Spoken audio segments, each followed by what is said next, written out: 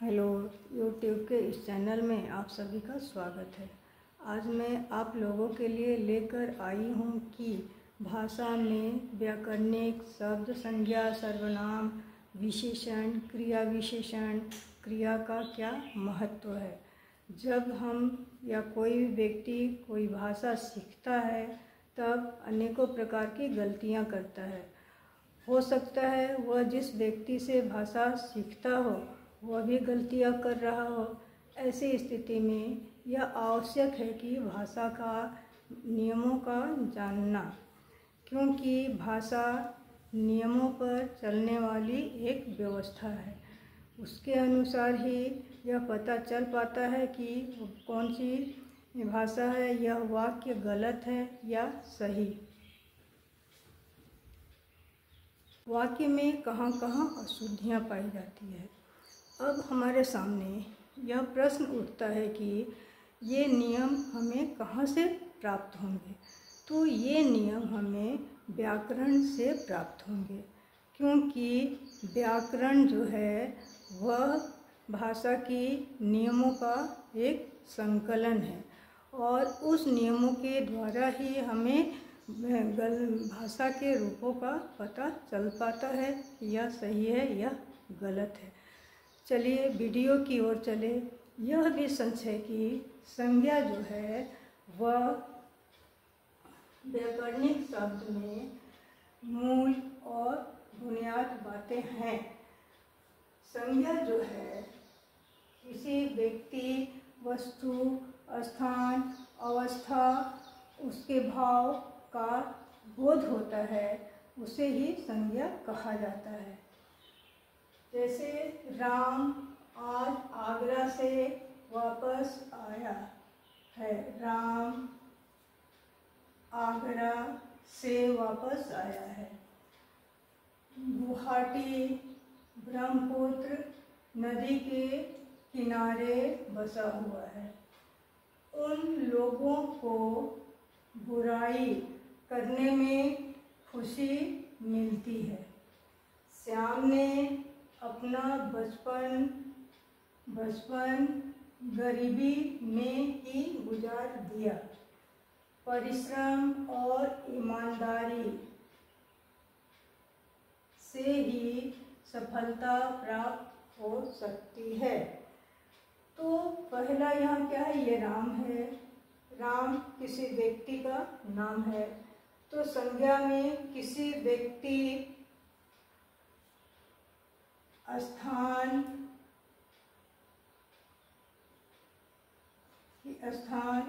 भाव, अवस्था, यहाँ क्या हो गया, अवस्था, गरीबी की अवस्था, परिश्रम और ईमानदारी, उसके भाव हैं, अच्छाई का। तो जिन शब्दों से किसी व्यक्ति का, वस्तु का, स्थान का, अवस्था का, भाव का पता चले, उसे क्या कहा जाता है, संज्ञा कहा जाता है। क्लियर।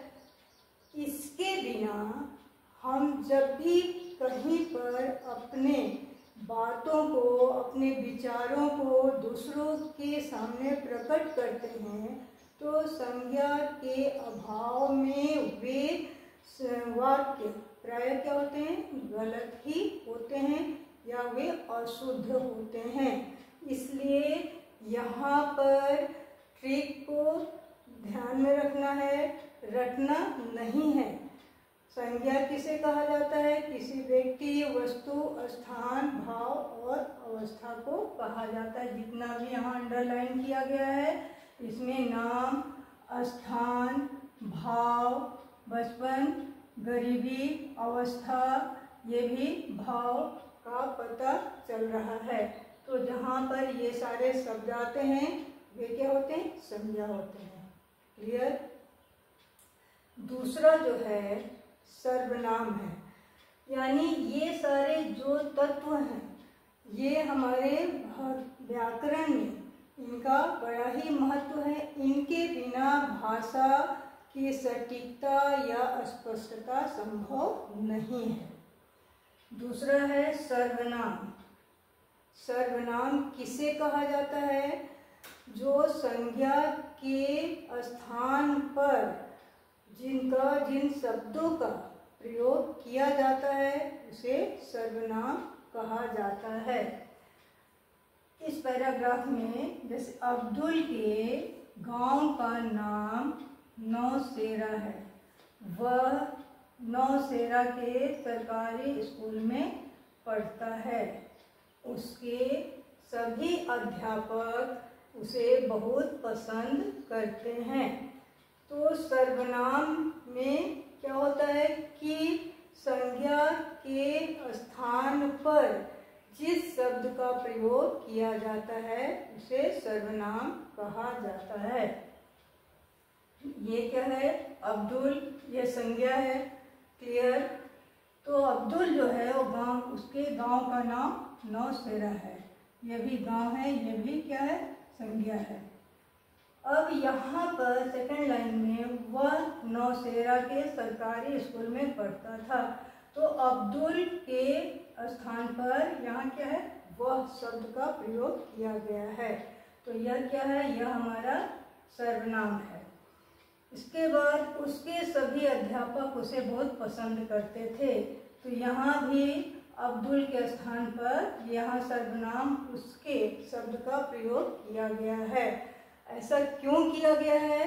क्योंकि यदि जहाँ पर कोई भी पैराग्राफ हो उसमें यदि बार बार संज्ञा का प्रयोग किया जाता है तो वहाँ अशुद्धियाँ उत्पन्न हो जाती हैं।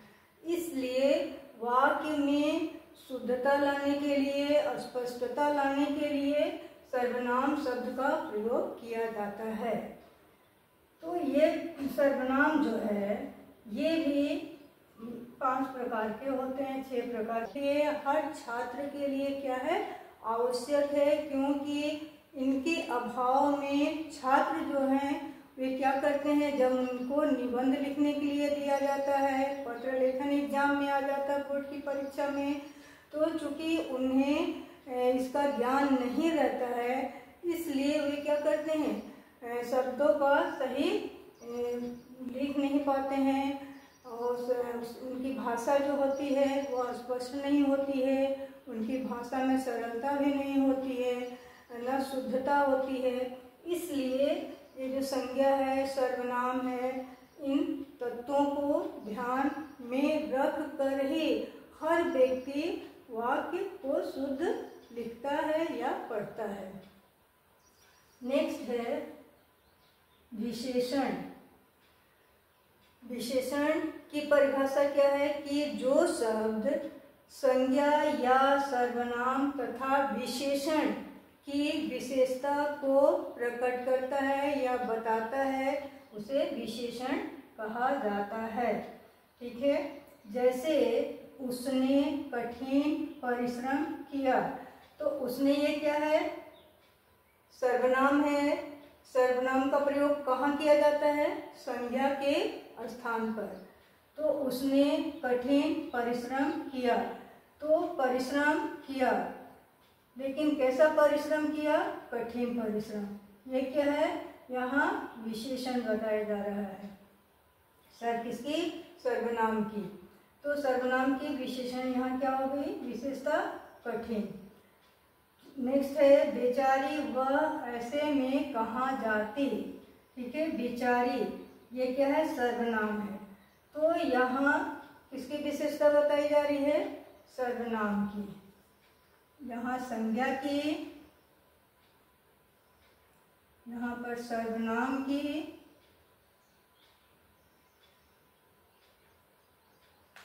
उसने बहुत कठिन परिश्रम किया।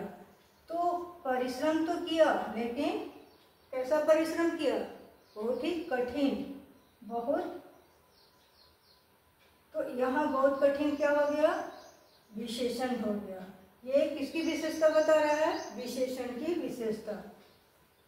ये हमारा विशेषण हो गया।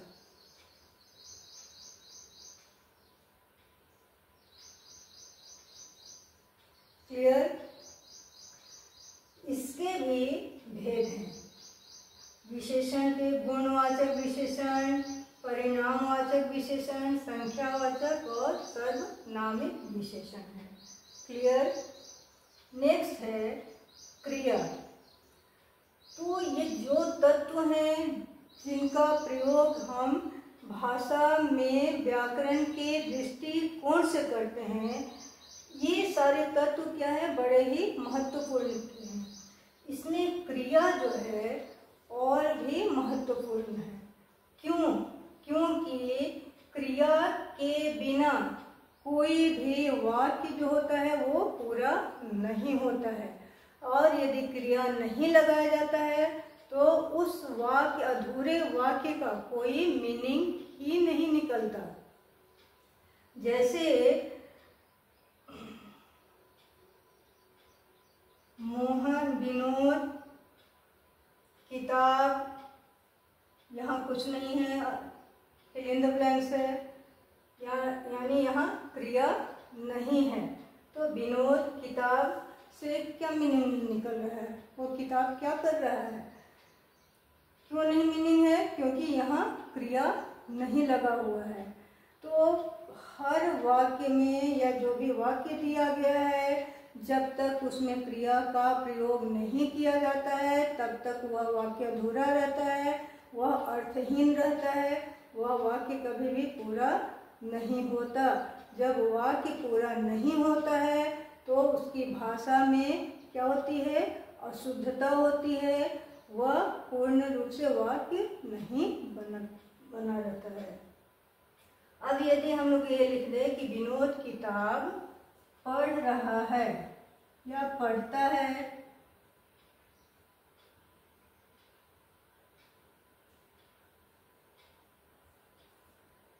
तो ये वाक्य क्या हो गया, कंप्लीट हो गया। इसी तरह से मोहन तेज, यहाँ पर भी क्रिया नहीं है, तो मोहन तेज क्या कर रहा है, मोहन तेज चलता है। यदि हम लोग क्रिया लगा देते हैं चलता है, तो ये भी वाक्य हमारा क्या होगा, पूरा हो जाता है।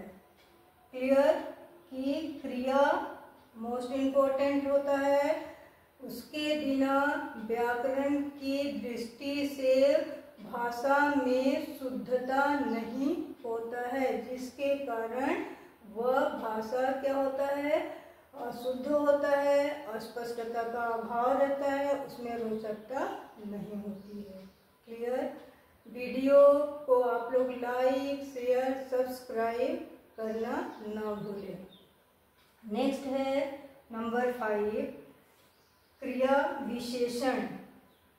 तो क्रिया विशेषण किसे कहते हैं कि जो क्रिया की विशेषता को बताता है, प्रकट करता है, उसे हम लोग क्रिया विशेषण कहते हैं।